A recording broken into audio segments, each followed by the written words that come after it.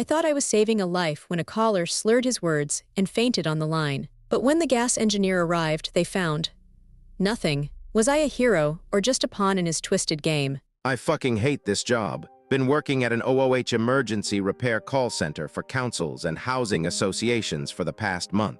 My jaw tightens as I log in to start my shift. Just another day, another dollar, I mutter to myself. That's when I realized something was wrong. My frustration was simmering just below the surface.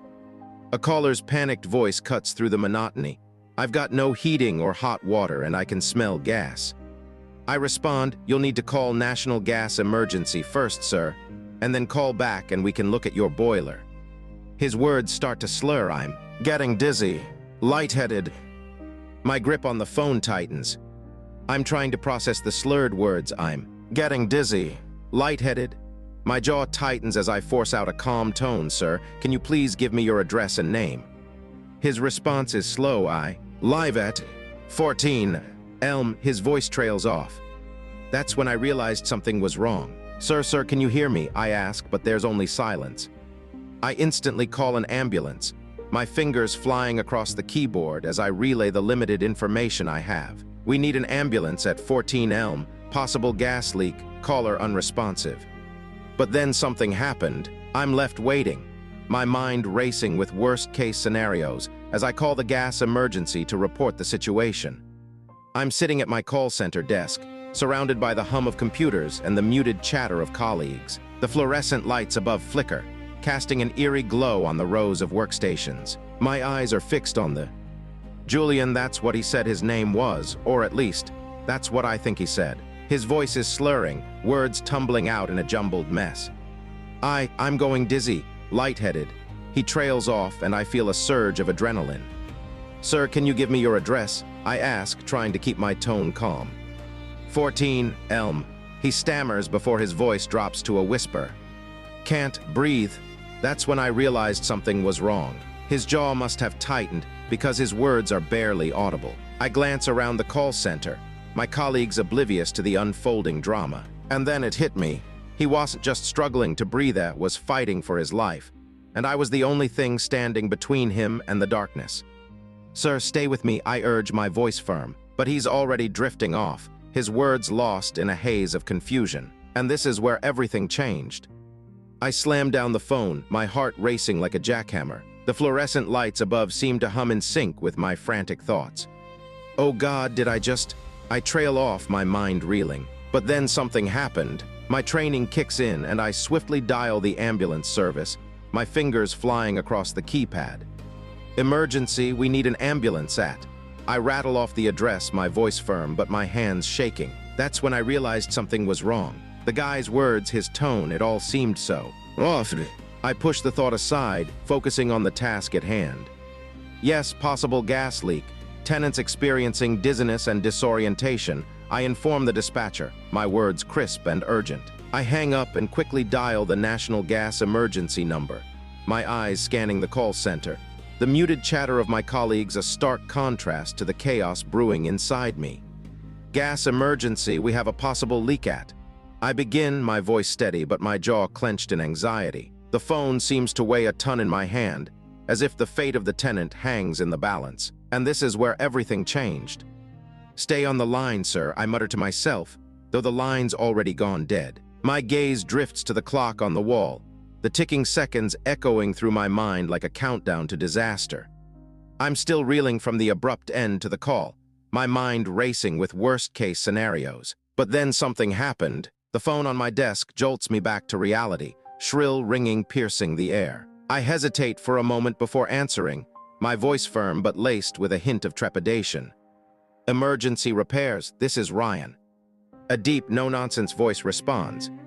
"Gas engineer here, just got back from a call at." He rattles off the address I'd managed to scribble down earlier. My eyes narrow, anticipation building. "What's the situation?" I ask, pen poised over my notepad. "No gas leak, mate," he replies, his tone matter-of-fact.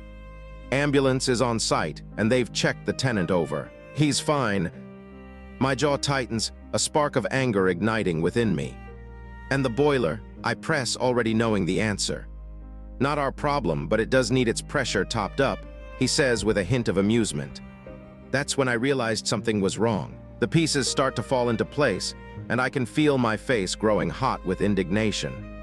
I say, my voice measured as I glance around the call center, the fluorescent lights above humming in sync with my growing frustration. The gas engineer's words hang in the air, and I can sense the weight of the deception settling in. My gaze drifts to the clock on the wall, the ticking seconds now a reminder of the time wasted on this fabricated emergency.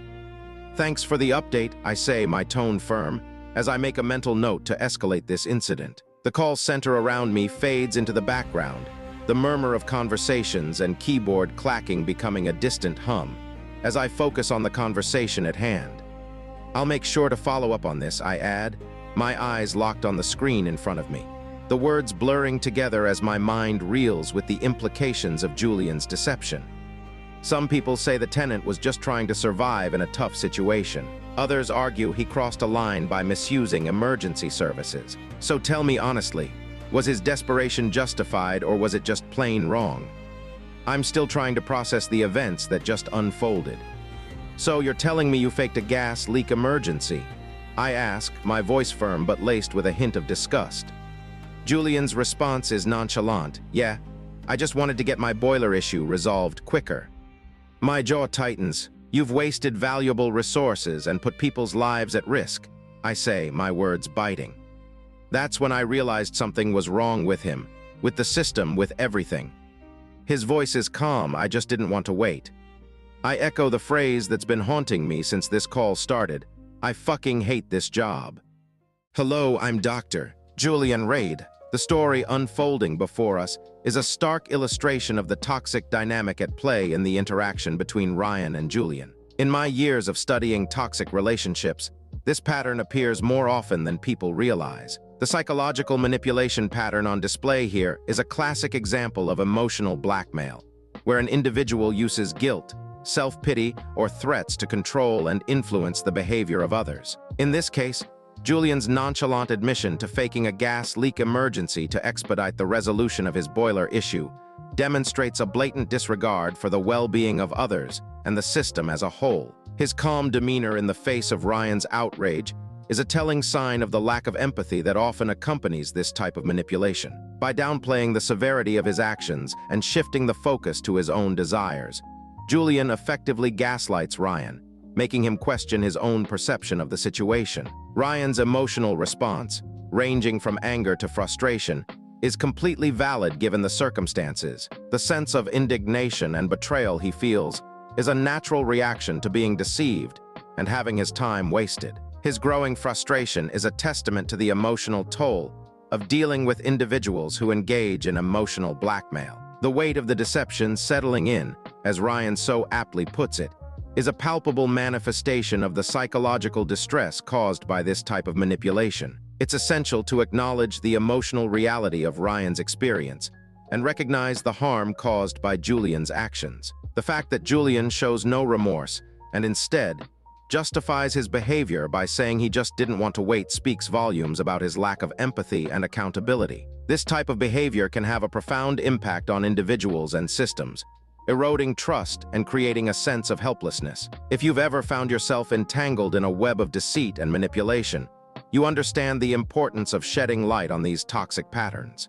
Join me in uncovering the truth behind these stories and standing up against emotional blackmail. Subscribe to Soul Stories, because truth deserves witnesses, and together, we can create a community that values empathy, accountability, and honesty.